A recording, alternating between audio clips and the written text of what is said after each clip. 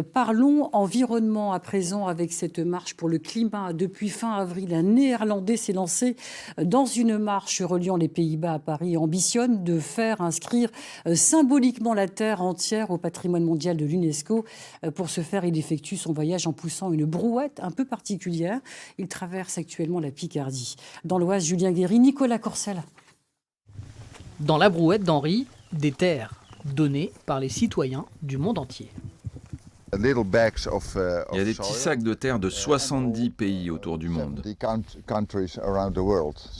Et nous emmenons toute la terre à Paris, à l'UNESCO. De Varic, aux Pays-Bas, jusqu'à Paris, Henri fait voyager ses terres à travers villes, villages et campagnes. Un périple de 434 km et un objectif, demander l'inscription de la planète Terre entière au patrimoine mondial de l'UNESCO. L'idée m'est venue il y a 3 ans, quand quelqu'un m'a proposé de mettre un village sur la liste du patrimoine mondial. Je me suis dit, pourquoi seulement un village? On peut mettre toute la Terre sur la liste. À ses côtés, des marcheurs ponctuels viennent lui prêter main forte et partager son rêve. Je pense que c'est fou, mais si on n'ose pas le fou, on n'a rien, on aura un petit peu, si on peut avoir un petit peu. Il faut viser très haut pour essayer d'avoir quelque chose.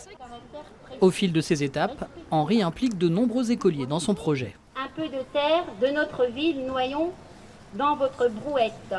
Les 120 élèves de l'école Vessamburger de Noyon ont ajouté leur terre à l'édifice. Je pense qu'il était important de les emmener dans une activité et sportive et quelque part un petit peu écologique et responsable pour leur montrer qu'ils ont une part importante à jouer dans l'environnement, même si ils n'ont que 6 ans pour les plus petits.